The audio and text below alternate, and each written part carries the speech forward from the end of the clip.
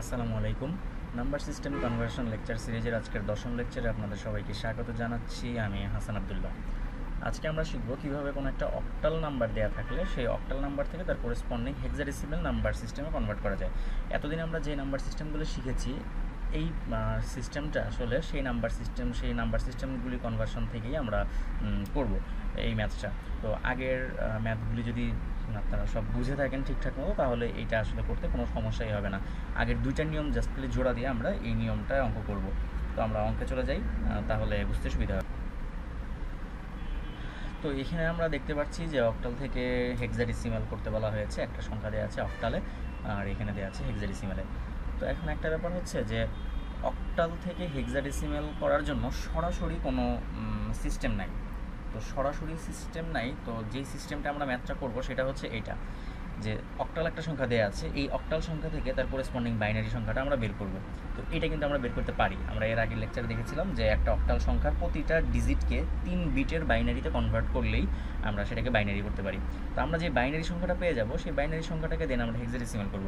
তো আমরা কিন্তু গত পর্বগুলিতে কোনো একটাতে দেখেছিলাম যে কীভাবে একটা বাইনারি সংখ্যা থেকে হেক্সাডেসিমালে কনভার্ট করতে হয় কীভাবে। আমরা এর আগের লেকচারেই দেখেছিলাম, নবম লেকচারে। তো সেখানে দেখেছিলাম যে কোনো একটা বাইনারিকে সে চারটা করে বাইনারি সেগমেন্ট আলাদা করে সেই প্রতিটা চারটার বাইনারির জন্য আমরা যেই ডেসিমালটা পাই বা হেক্সাডেসিমাল পাই, সেটাই আসলে পাশাপাশি লিখলে আমরা হেক্সাডেসিমালে কনভার্ট করতে পারি। তাহলে আমাদের এখন কী করতে হবে, এই যে 56.27 এটা একটা অক্টাল নাম্বার, এই অক্টাল নাম্বারটাকে এর করেসপন্ডিং বাইনারি নাম্বারটা বের করতে হবে। কীভাবে? আমাদের অক্টাল টু বাইনারি নাম্বার কনভার্সনের আমাদের ফর্মুলা হিন্টসটা ছিল হচ্ছে 3 বিটস। তো আমরা 3 বিটস সেই নিয়মটায়, সেই ফর্মুলা অনুযায়ী আমরা এটাকে প্রথমে বাইনারিতে কনভার্ট করব। যেই বাইনারি একটা লম্বা সংখ্যা পাওয়া যাবে, সেই বাইনারি সংখ্যাটা থেকে দেন আমরা চারটা করে সেগমেন্ট আলাদা করে আমরা তখন হেক্সাডেসিমাল বের করব। তাহলেই আমরা অক্টাল থেকে হেক্সাডেসিমাল বের করে ফেলব। তাহলে আমরা এখন শুরুতেই এই সংখ্যাটার বাইনারি সংখ্যা বের করে ফেলি। আমরা আগের নিয়মে এখানে এই অক্টাল সংখ্যাটা থেকে বাইনারি সংখ্যা বের করে ফেললাম। বের করার পরে আমরা লিখলাম যে সুতরাং এই যে সংখ্যাটা দেওয়া ছিল সেই সংখ্যাটার বাইনারি হচ্ছে এইটা। তো বাইনারিটা কীভাবে করলাম, এখান থেকে ওই যে 5-5-এর জন্য 4 আর 1 যোগ করলে 5 হয় সেটা। আর শুরুতে এই সবগুলিতে মাইনাস না, জাস্ট একটা হাইফেন দিয়েছি যে এটা আসলে নট অ্যাপ্লিকেবল এই ক্ষেত্রে। নট অ্যাপ্লিকেবল এই কারণে যে আমরা তো আসলে অক্টাল থেকে বাইনারি করছি, আর অক্টাল থেকে বাইনারি করার সিস্টেমটা হচ্ছে 3 বিটস। আমরা এই জন্য 4 নাম্বার যে বিট সবসময় গুনতে হয় ডান দিক থেকে, 1 2 3 4 নাম্বার বিটটা নিয়ে আমরা কাজ করব না। এই পার্টটুকে আমরা 4 নাম্বার বিটটা নিয়ে পরে কাজ করব যখন আমরা বাইনারি থেকে আবার হেক্সাডেসিমাল করতে যাব। যেমন আমরা এখানে এটা বের করে ফেলেছি, তো এটা এই জন্য আপনাদের বোঝার সুবিধার্থে এখানে লিখে দিয়েছি যে অক্টাল টু বাইনারির কাজটা করলাম। এটা কিন্তু পরীক্ষা লেখা লাগবে না যে আসলে অক্টাল থেকে বাইনারি করেছি। তো আপনারা এই সুতরাং দিয়ে এই কথাটা নিচে লিখতে পারেন, বা আরও কোনো কথা লিখতে চাইলে লিখতে পারেন যে আমরা এখানে অক্টাল সংখ্যাটাকে বাইনারি সংখ্যায় রূপান্তর করে পাই, বা এই টাইপের কিছু একটা লিখতে পারেন। তো এরপরে আমরা যেটা করব সেটা হচ্ছে বাইনারি থেকে হেক্সাডেসিমালটা বের করব। তো এইখানে যে বাইনারিটা পাওয়া গেল, এই যে বাইনারিটা, এই বাইনারিটার থেকে আমরা হেক্সাডেসিমাল বের করব গত পর্বের মতো একই নিয়মে।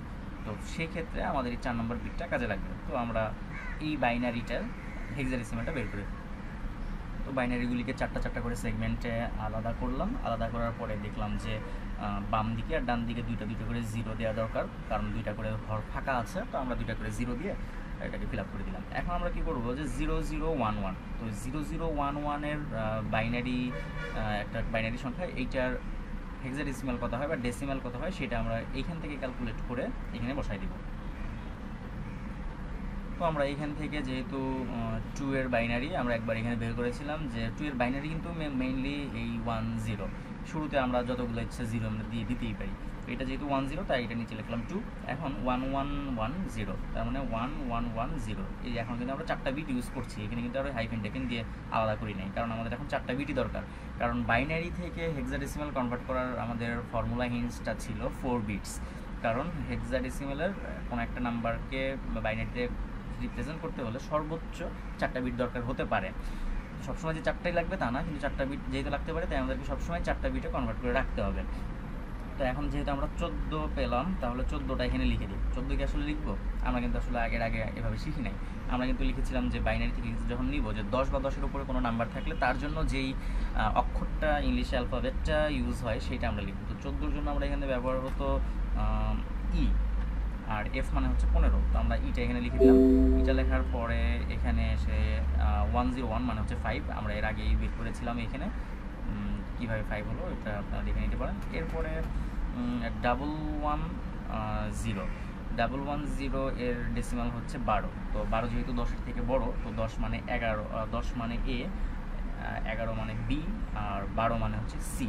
তাহলে আমরা সিটা এখানে লিখে দিই।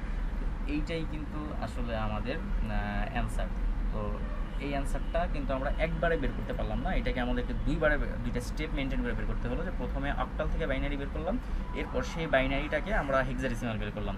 এখন আমাদের একদম ফাইনাল রেজাল্ট হচ্ছে এটা, যে 2E.5C। তো আমরা এটাকে সরাসরি প্রথম অ্যান্সার না লিখে আমরা যেহেতু বাইনারি থেকে কনভার্ট করেছি হেক্সাডেসিমালে, সেইটাই আমরা লিখলাম প্রথমে, যে আমরা এই বাইনারিটার হেক্সাডেসিমাল হচ্ছে এটা।